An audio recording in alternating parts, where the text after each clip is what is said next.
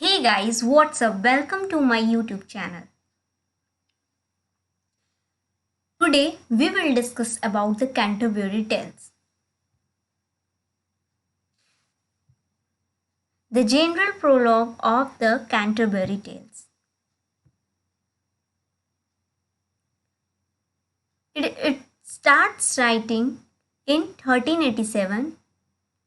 Four characters that are not criticized or satirized by Chaucer are knight, clerk, plowman, and parson. The line of general prologue 837. Greek mythology character is in the Canterbury Tales, which is Zephyrus. This is the opening line of the Canterbury Tales. One that April with his showers soothed, the drought of March hath burst to the root. In the time of Chaucer, last syllable, final E and here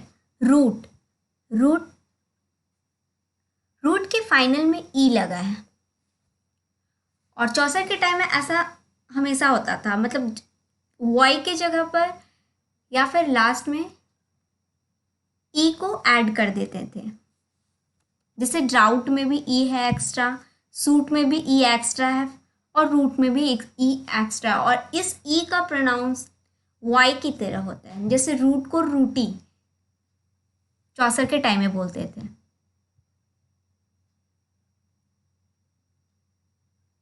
ऊपर में जो line है वो original text है और उसके नीचे में मॉडर्न इंग्लिश में ऐसे लिखा जाता है, When in the April the sweet showers fall and pierce the drought of March to the root.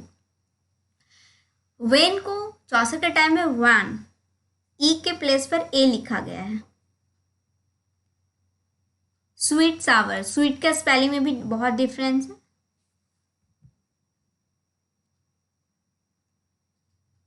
Opening line में ही हम लोगों को अप्रैल के डिस्क्रिप्शन के बारे में पता चलता है।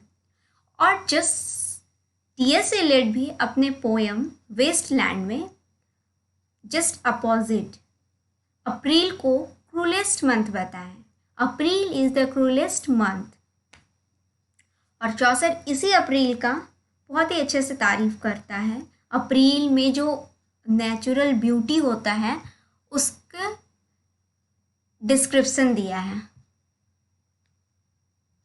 These beauties are described in the first para of the Canterbury Tales. This is the spring season of England. And this is the original text of the Canterbury Tales.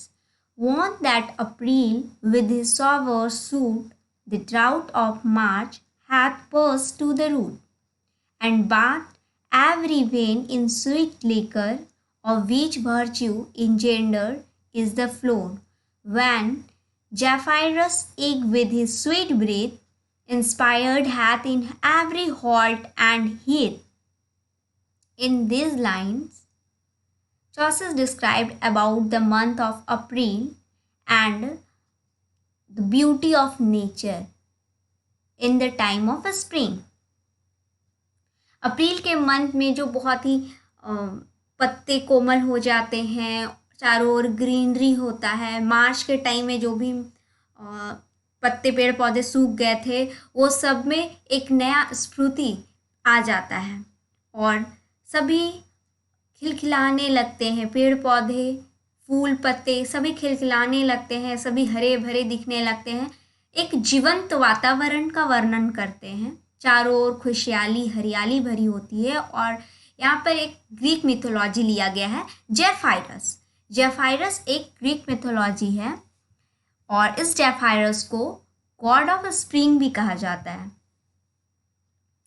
This is the figure of Zephyrus. Zephyrus was the warm and gentle god of the west wind and one of the four wind gods. Zephyrus brought storms in autumn and was feared as a destroyer of crops. His most famous myth was the story of his rivalry with Apollo over the love of Hyacinthus.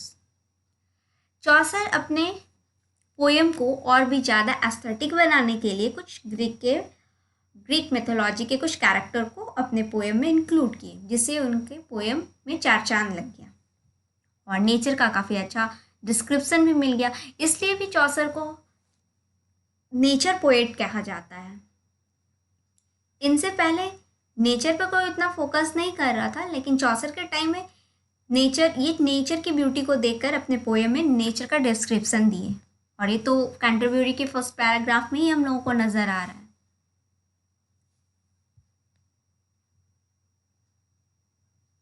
Both pictures are belong to जेफायरस।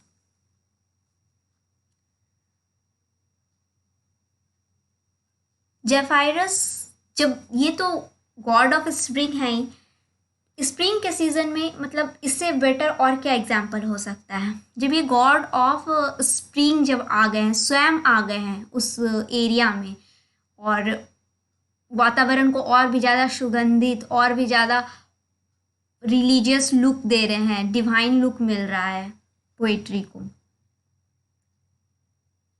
और कई सारे पक्षी भी वातावरण को और भी ज़्यादा अपने चहचहाहट से बहुत ही ज़्यादा रोमांचकारी भर रही है वातावरण में,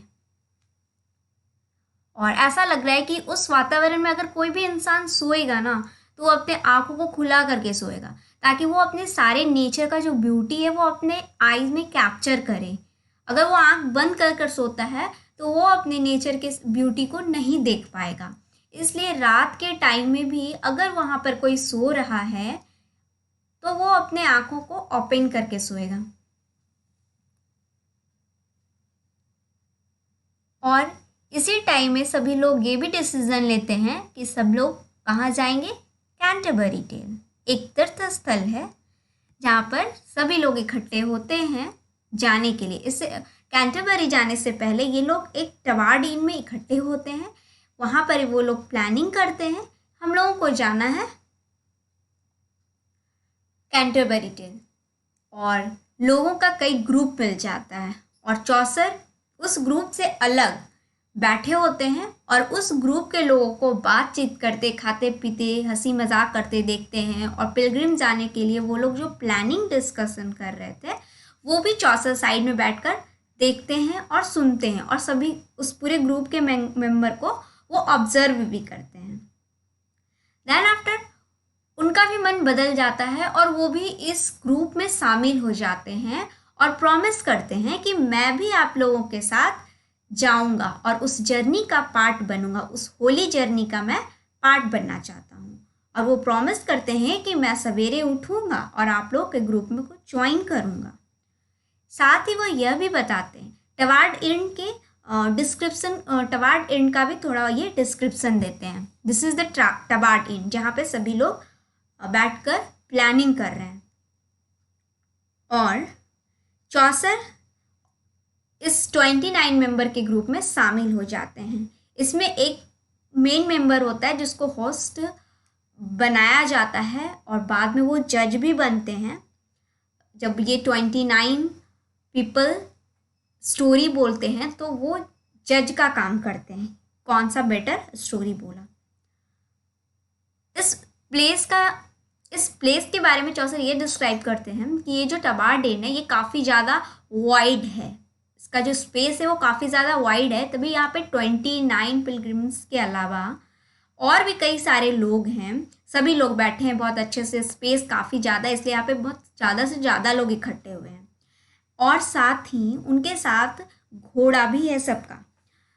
ये लोग सभी घोड़े से जाएंगे तीर्थ स्थल, घोड़े पर बैठ कर जाएंगे, क्योंकि रास्ता बहुत लंबा है तो पैदल जाने का सवाल नहीं उठता।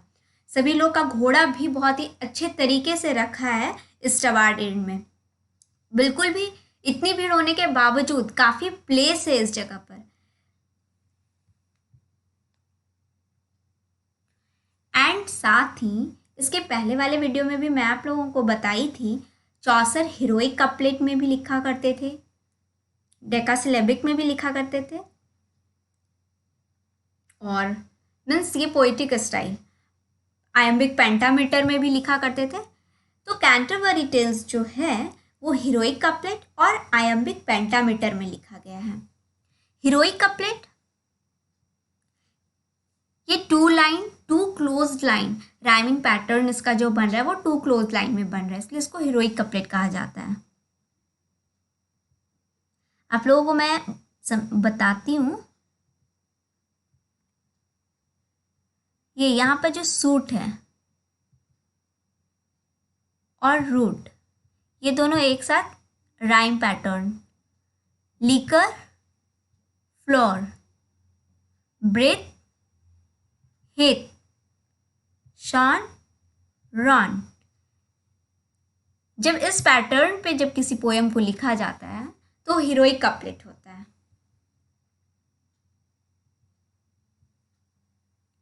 Next iambic pentameter. What is iambic pentameter? तो iambic pentameter one stressed and second unstressed syllable in each line of poem. Poem में जो एक लाइन होता है उस एक लाइन में आयम्बिक पेंटामीटर का जो ग्रुप बनता है वो पूरे लाइन में इसी तरह फॉलो करता है, स्ट्रेस अनस्ट्रेस स्ट्रेस्ड अनस्ट्रेस, पूरे लाइन को वो इसी तरह से फॉलो करेगा। एंड आयम क्या होता है? तो आयम is a pair of syllable, one stress and other stressed. आयम में क्या होता है, जैसे कोई वर्ड लिखा हो और उस वर्ड में उसका पहला जो होगा वो अनस्ट्रेस हो और दूसरा स्ट्रेट होता है, ये आयम होता है। और आयम्बिक पेंटामीटर एक पूरे लाइन को फॉलो करता है, अनस्ट्रेस स्ट्रेस अनस्ट्रेस स्ट्रेस, और ये इस तरह से डिवाइड होता है। 5 पार्ट में ये बटा होता है iambic pentameter. Pentameter means there are 5 of this set. ये जो सेट हुआ इसका वो 5 पार्ट होता है, ये पेंटामीटर कहलाता है। और सिंगल, अगर सिर्फ हम सिंगल लेकर देखें तो ये आयम कहलाता है।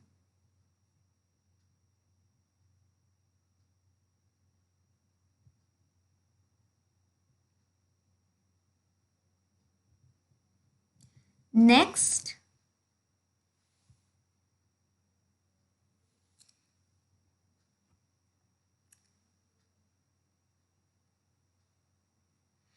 नीचे हम लोग देखेंगे आयम्बिक पेंटामीटर का example, the general prologue of the Canterbury Tales. ये जो यहाँ पर फिगर दिख रहा है ये डिवाइड करता है आयम को अनस्ट्रेस्ड एंड स्ट्रेट सिलेबल में।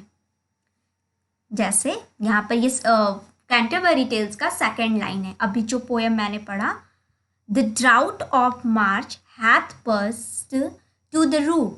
यहाँ पर the unstressed drought stressed of unstressed March stressed hath unstressed पर stressed unstressed to stress the unstressed root stress। Iambic pentameter को इस तरह से हम लोग देखते हैं। और ये भी कहा गया है, बहुत सारे क्रिटिक ये भी बोले हैं कि इस लाइन को परफेक्ट नहीं माना जाता है। हाँ, ये पेन दिख रहा है, the unstressed drought straight of unstressed march stress hath unstressed per stressed unstressed stress unstressed stress। This line is not perfect example of iambic pentameter। साथ ही चौसर के इस कैंटरबरी टेल्स को पूरी तरीके से आयम्बिक पेंटामीटर में नहीं माना गया है, क्योंकि अगर चौसर जिस लैंग्वेज में लिखते थे उस हिसाब से अगर देखा जाए तो कुछ लाइन में आयम्बिक पेंटामीटर का मिस्टेक नज़र आएगा, मतलब अच्छे से वो फॉलो नहीं करेगा। लेकिन इसी कैंटरबरी टेल्स को अगर मॉडर्न इंग्लिश में देखें तो वो फॉलो करता है। इसलिए इनके पोएट्री को आयम्बिक पेंटामीटर के अंतर्गत ही रखा गया है। Because there are actually 11 total syllable. कभी कभी क्या होता है कि इनके जो लाइन में 11 सिलेबल भी देखा गया है, और आयम्बिक पेंटामीटर में 10 सिलेबल ही होता है। बट किसी किसी लाइन में बाय मिस्टेक या फिर ओल्ड टाइम में, चौसर के टाइम में जो राइटिंग स्टाइल था लिखने का, जैसे वो ई एक्स्ट्रा लिखते थे, फाइनल में ई एक्स्ट्रा वो लगा देते थे, इसकी वजह से 11 का सिलेबल बन जाता है किसी किसी लाइन में। If you look at the last word in the line root, ये रूट, इस रूट में अगर आप देखेंगे, you might assume that this word is one syllable. इस वर्ड में सिर्फ एक सिलेबल बनता है, but it would have been pronounced as 2 syllable. But जब इसको प्रोनाउंस करते हैं तो हम लोग को 2 सिलेबल नज़र आता है। मिडिल इंग्लिश में थोड़ा अलग प्रोनाउंस होता था मॉडर्न इंग्लिश के according. This is a good example of how Middle English pronunciation might make it more difficult for modern readers to figure out the meter of poem, such as the Canterbury Tales. और चौसर के time में और modern time में काफ़ी difference भी देखने को मिलता है राइटिंग स्टाइल को लेकर।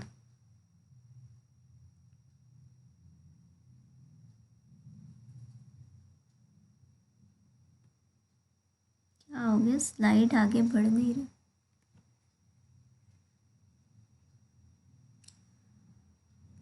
स्कैंसन का कुछ और एग्जाम्पल मैं आप लोगों को बताती हूँ। बहुत स्टूडेंट को ये प्रॉब्लम होता है, उन लोगों को आयम्बिक पेंटामीटर, ट्रॉकेक, स्पॉन्डी, डेक्टाइलिक ये समझने में थोड़ा प्रॉब्लम होता है। इसलिए मैं इसी वीडियो में आप लोग को थोड़ा बहुत, ज़्यादा तो मैं पूरे पोएम को स्कैन करके नहीं बता सकती, थोड़ा बहुत कुछ लाइन को मैं यहाँ पर समझाने की कोशिश कर रही हूँ। यहाँ पर 2 दिख रहा होगा आप लोगों को, क्या डिफरेंस है ये दोनों। ये जब आयम्बिक पेंटामीटर मीन्स होता है फर्स्ट अनस्ट्रेस्ड और सेकंड स्ट्रेस्ड। अगर हम इसको एक साथ पढ़ते हैं तो यहाँ पर ज़्यादा स्ट्रेस आता है और यहाँ पे कम स्ट्रेस आता है। बट और ये होता था, मतलब चौसर के टाइम में ऐसे प्रोनाउंस करते थे, लेकिन ये 2 वर्ड है, 2 अलग वर्ड है, तो इसको हम लोग अलग अलग प्रोनाउंस करेंगे। और जब हम लोग अलग अलग प्रोनाउंस करते हैं तो ये वाला अनस्ट्रेस्ड होता है और ये स्ट्रेस्ड होता है, और इस पूरे को अगर देखें तो ये फिर से अनस्ट्रेस्ड होगा। तो इस पैटर्न से अगर देखें तो आयम्बिक पेंटामीटर को फॉलो ये करेगा। लेकिन अगर चौसर के टाइम वाले प्रोनाउंसिएशन से हम लोग देखें तो वो आयम्बिक पेंटामीटर को कभी कभी किसी लाइन में फॉलो नहीं करता है। इस लाइन में फॉलो करेगा और इस लाइन में फॉलो नहीं करेगा। इस लाइन में आपका पहले ट्रॉकेइक आ जा रहा है, मीन्स पहले स्ट्रेस्ड आ जा रहा है, फिर अनस्ट्रेस्ड, फिर स्ट्रेस्ड, अनस्ट्रेस्ड, और फिर यहाँ पर स्ट्रेस्ड हो रहा है, फिर अनस्ट्रेस्ड, स्ट्रेस्ड, अनस्ट्रेस्ड, स्ट्रेस्ड। और इस लाइन में मॉडर्न इंग्लिश के हिसाब से अगर प्रोनाउंस करें इसको, मीन सेपरेट सेपरेट, तो unstressed, stressed, unstressed, stressed, unstressed, stressed, unstressed, stressed. Next example, nor friend nor foe to me welcome you are, think past red race are now with me past care। अब यहाँ पर पूरी तरीके से iambic pentameter को follow कर रहा है, मीन्स कि कुछ लाइन फॉलो बहुत अच्छे से कर रहा है और कुछ में थोड़ा बहुत देखने को मिलता है मिस्टेक, इसलिए भी इसको आयम्बिक पेंटामीटर के अंदर ही रखा गया है। Nor unstressed, friend stressed, nor unstressed, foe stressed, to unstressed, me stressed, well unstressed, come stressed, you unstressed, are stressed, thing unstressed, past stressed, red unstressed, rash stressed, are unstressed now, stressed with, unstressed me, stressed past, unstressed care, stressed। और अब इसको हम लोग part में बांटेंगे कि ये आयम तो समझ में आ गया और इसका पेंटामीटर ये कैसे है। तो आप लोगों को ये कितने ग्रुप का नजर आ रहा है, ये कितने आयम कितने सेट हुआ, आयम का कितना सेट हुआ। तो 1 set, 2 set, 3 set, 4 set and last 5 set, इसलिए ये पेंटामीटर हुआ।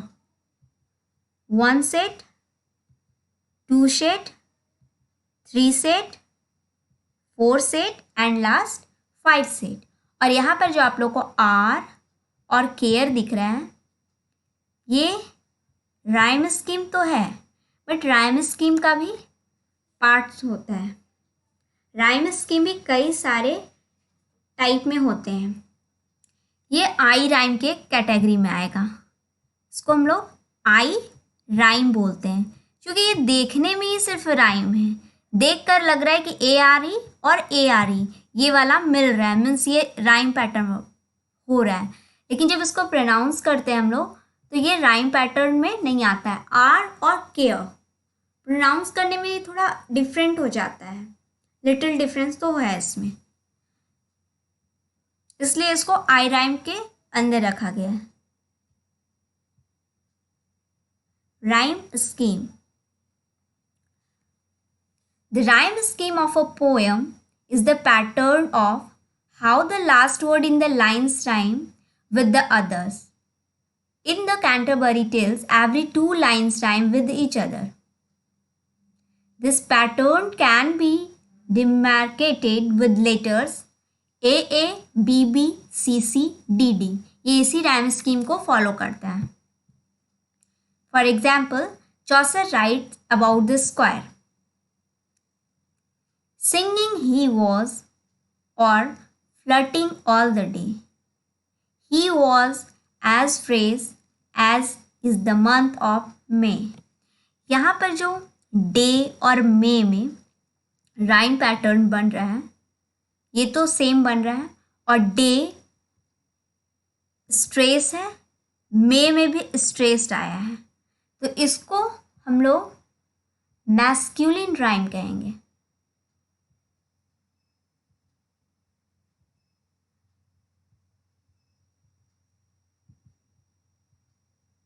ये मैस्कुलिन राइम हो जाएगा। राइम का भी बहुत टाइप्स होता है और सिलेबल भी आपके बहुत सारे टाइप्स में होते हैं। तो जब मैं स्कैंसन पर और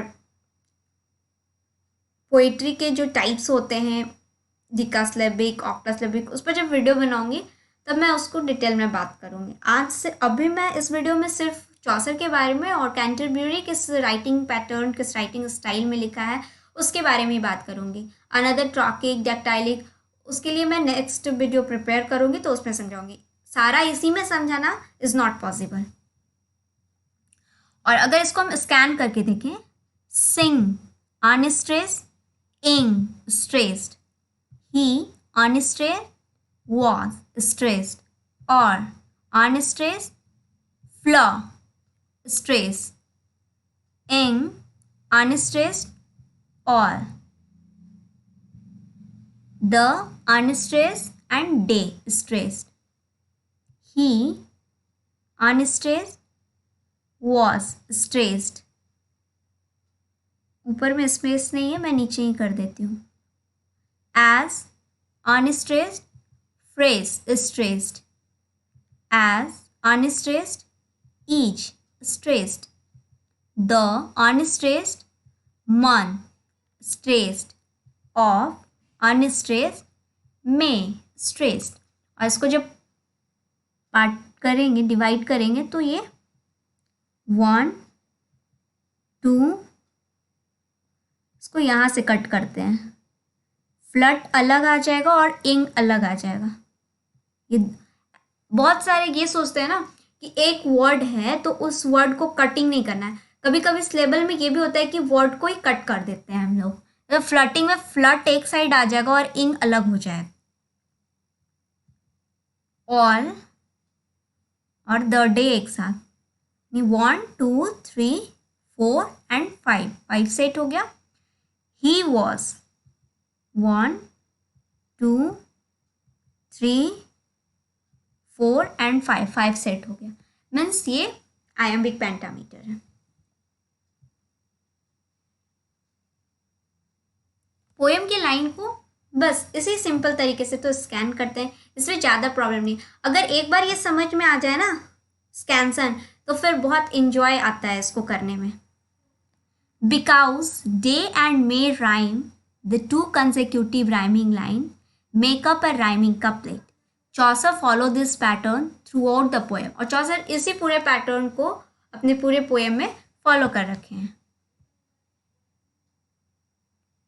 They made us easy, all was at the best, and shortly when the sun had gone to rest. चूँकि रात का समय हो जाता है, चौसर पहले ही बताते हैं कि इतनी खूबसूरत नेचर की ब्यूटी को देखकर ऐसा लग रहा है कि जब मैं सोऊं या कोई भी सोए, यहाँ पे जितने भी मेंबर है वो सोएं, तो वो अपनी आंखों को खुला रख कर सोएं, जिससे कि वो यहाँ की जो खूबसूरत नेचर का जो नज़ारा है वो अपने आंखों में कैप्चर करते रहें।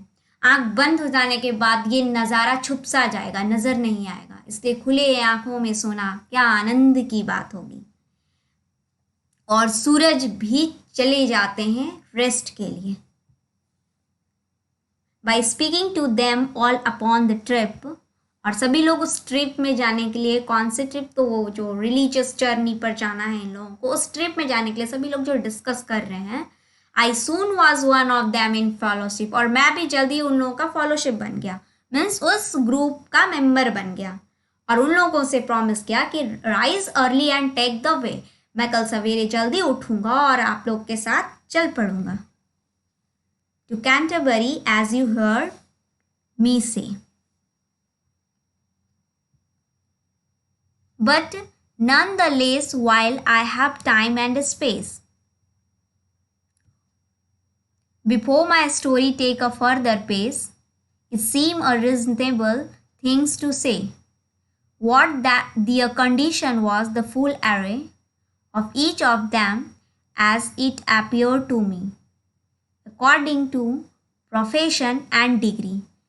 देन जब वो दूर में बैठ कर, पहले से ही वो तो सारे लोगों को ऑब्जर्व कर ही रहे थे, और जब इस ग्रुप में शामिल हुए तो तब तक वो हल्का फुल्का दूर से बैठकर वो हल्का फुल्का तो सबके बारे में ड्रेसिंग सेंस का पता कर ही लिए थे, कौन कैसा स्वभाव का है वो भी दूर से बैठकर थोड़ा बहुत ऑब्जर्व कर लिए थे। और जब इस ग्रुप में सामने आए तो वो स्पेस के बारे में पहले बताया, टवार्डेंट के स्पेस के बारे में डिस्कशन कर ही लिए थे। वो बोलते हैं मैं अपने कहानी स्टार्ट करने से पहले वो माफ़ी भी मांगते हैं कि मतलब मैं पोजीशन, जो सोसाइटी में जैसे पोजीशन है, सबसे ऊंचा स्थान नाइट को दिया गया है, उसके बाद सेकंड किसी को दिया गया, फिर उसके बाद मीन्स सबसे पहले इक्लेस्टिकल फिगर, फिर एक मिलिट्री फिगर, और फिर वर्किंग मैन, इस तरह से ही डिवाइड किया गया था सोसाइटी को। लेकिन वो माफ़ी मांगते हैं कि मैं अपने इस पोयम में इस जो डिग्री ओहद्दा है उस हिसाब से मैं पोएम नहीं लिख पाया। मीन्स ये पूरी तरीके से टोटली इग्नोर करते हैं वो। And what April they were riding in and at a night I there for will begin. वो ऐसे कहते हैं, मतलब स्टार्टिंग में तो वो मतलब प्रोफेशन और डिग्री के हिसाब से ही शुरू करना चाहते हैं, और नाइट को ही बोला जाता है कि भाई नाइट आप ही कहानी स्टार्ट करिए, चूँकि इस मतलब इस जर्नी में जो जितने भी मेंबर है उसमें सबसे ज़्यादा साहस भरा काम देखा जाए तो आप ही कर रहे हैं, योद्धा है वो, तो भाई उनके लिए समाज, चूँकि वो सबका रक्षा करते हैं तो समाज में उनके लिए लोगों में इज्जत है, और उसी इज्जत को यहाँ पर बयां करते हैं, और उनको पहले चांस मिलता है अपना टेल सुनाने का। और उस ग्रुप में जब डिस्कशन हो रहा था तो host, his name was Harry Bailey, वो डिसाइड करता है कि लंबे जर्नी को इंजॉय के साथ कैसे कंप्लीट किया जाए। तो वही डिसीजन डिसाइड किए थे कि जो भी इस जर्नी में जाएगा वो 2 स्टोरी को सुनाएगा। और जिसका बेटर होगा वो उसको लास्ट में पार्टी दिया जाएगा। ये दो जाते वक्त था और दो वापस आते वक्त था। पूरा प्लानिंग यही बना था। तो उस हिसाब से चौसर सबसे पहला चांस नाइट को अपने पोइट्री में जगह देते हैं, और हैरी वैली नाइट को ही बोलते हैं, वो होस्ट हैं, तो वही सबको ऑर्डर देते हैं कि आप बोलिए, फिर आप बोलिए। डिसीजन वही लेते थे कि इनको स्टोरी बोलना है। चौसर तो यहाँ बस लिखे हैं। सभी लोग रवाना हो चुके हैं। अब नाइट जो है वो अपनी कहानी को स्टार्ट करेंगे, सुनाएंगे। इससे पहले नाइट के जो प्रोलोग है उसमें नाइट का डिस्क्रिप्शन दिया है, उनके कैरेक्टर के बारे में, उनके ड्रेस के बारे में, और वो कौन कौन से युद्ध जीते हैं, कितने पावरफुल इंसान हैं, वो सब डिस्क्रिप्शन चौसर दे उनको देखकर जो भी ऑब्जर्व किए हैं उस यात्रा के दौरान, वो पहले प्रोलोग में डालते हैं, फिर वो अपने कहानी को स्टार्ट करते हैं। और कैंटरबरी टेल्स तो काफ़ी लंबा पोएम है, तो इस वीडियो में पूरी तरीके से मैं कंप्लीट नहीं कर सकती हूँ। कैंटरबरी टेल्स का और भी पार्ट आएगा, उसमें मैं फिर आगे नाइट के टेल से स्टार्ट करूँगी। And now in this video we will end now. Thank you.